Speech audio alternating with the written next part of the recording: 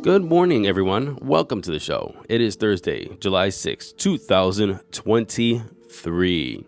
Are you guys on Threads? Are you moving from Twitter to the Threads? Are you opening both? Let me know. Bookings at todayinweb3.com. And I have another question for you. Should I change the name at Today at Web3? I'm thinking that it's just kind of like abstract. It's kind of like if I want daily news, Today in Web3 doesn't really say daily news, does it? Again, let me know. Give me some suggestions. Give me your feedback. Help me create the new great idea so we can do this daily news thing and actually get some great traction from it. We're not doing bad right now, actually. I really appreciate everybody that's listening. We're almost at 1,000 listeners per episode, meaning that every day 1,000 people listen. So I appreciate you. Please share this. We got to get up to like 10,000, 100,000 so people can get their daily crypto news, especially if we get a spot Bitcoin ETF.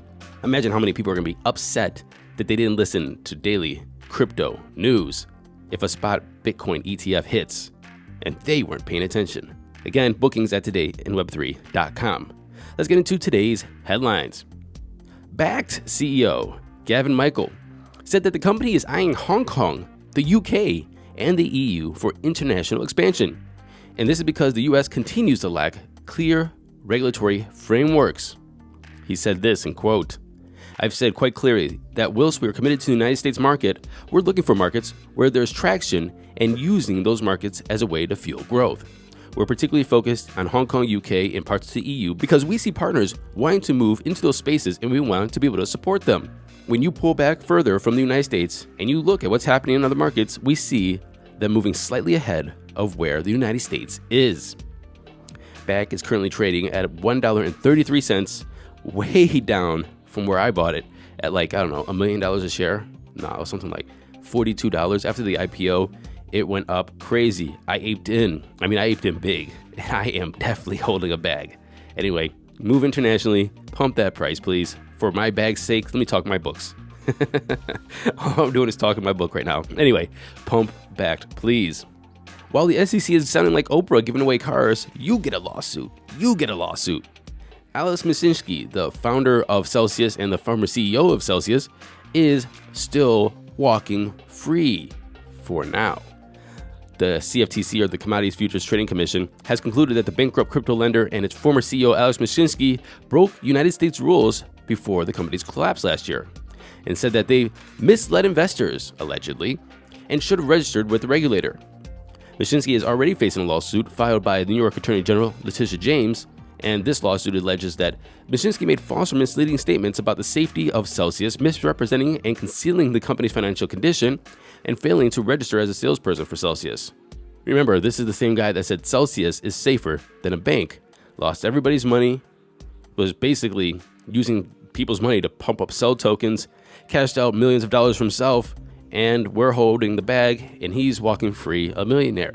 Again, SEC is saying, you get a lawsuit, and this guy is walking free. I don't understand it, but that is the way of the world, right? Binance has posted a job offer that nobody should take. Well, as you guys know, the past few weeks have been complicated, to say the least, for Binance in the EU, with media in France reporting that the company is under investigation by the authorities, and Binance confirmed that French authorities visited their offices in June. We know that they left the Netherlands. We know that they've been denied licenses in Germany. And now Binance is seeking somebody to help clean up that mess, a European policy officer.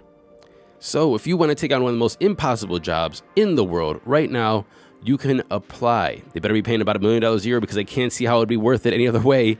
Not only is it going to be a thankless job, you're going to have a lot of headaches with CZ on the phone with you every freaking day, wondering why he's getting kicked out of one country or another country. Probably everybody's not going to play ball with you.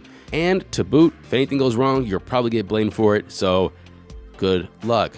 But if you are considering it, what qualifications do you need? Well, you need proven experience with the financial services, banking, and fintech sector. A minimum of 5 to 7 years of experience in risk compliance, AML, and regulatory function. And experience working with a regulated financial service business. You need experience developing policy, implementation, and evaluation. You need to be able to articulate and present complex information clearly and persuasively. You need to be able to work independently in a fast-paced global organization, maintaining close contact with the relevant teams across multiple locations, and yada, yada, yada. There's really no benefits. One of the benefits they list, which I think is absolutely hilarious, after competitive salary, I don't even know what the hell that means, is flexible working hours and casual work attire. Seriously? Anyway, link is in the show notes. If you're going to apply, let me know. Bookings at todayinweb3.com. Godspeed. Valkyrie is the latest firm to update its Bitcoin ETF filing, and it lists Coinbase as its surveillance sharing partner, following the lead of BlackRock. Look, this isn't even the biggest news. I think the biggest news and the biggest thing to look at right now is that if these ETFs go through, Coinbase's upside is probably more than Bitcoin's, at least in the short term. So who's going to benefit from this? Coinbase is gonna go to the freaking moon. Not financial advice, just my opinion. And talking about supporting Bitcoins and ETF, we now have support for a CBDC, and the largest bank in Southeast Asia is adding support for China's CBDC. This largest bank is DBS. It's launching a new payment solution for China's digital yuan, or ECNY, and expanding the number of businesses who can receive payments in Beijing's central bank digital currency. This new system is going to expand how much Chinese clients will use the ECNY, and their next step is going to be actively supporting the development of China's financial market innovation in terms of the CBDC. And now let's take a look at those crypto prices. Here comes the money. Here we go.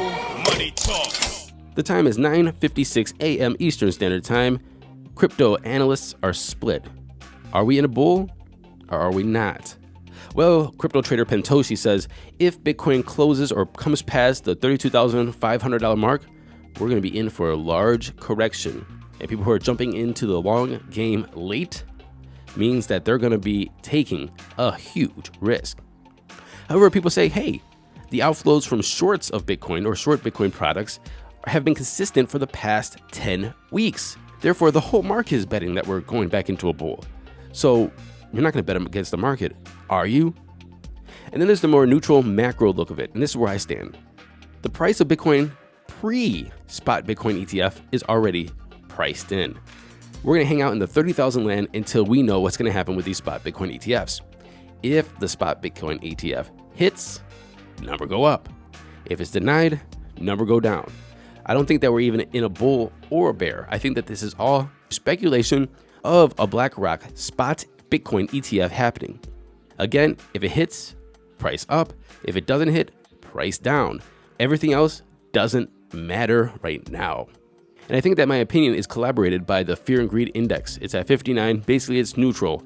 People aren't aping into anything. People aren't selling anything. People are just waiting to see what happens. And Bitcoin is sitting at $30,400. It's pretty much even from yesterday. Ethereum's at $1,893, down 0.5%. Tether's number 3. Binance is at 238, pretty much even. And USDC is number 5. Running off the top 10, we have XRP, Cardano, Do, Solana, and Litecoin at 99.52, down 3.6%. The total market cap is pretty much even from yesterday. It's up like 0.3% actually. It's 1.19 trillion. We have a Bitcoin dominance of 49.8 and the ETH dominance of 19.2. And that was our show today. I'll see you tomorrow. And until then, happy hodling, everyone.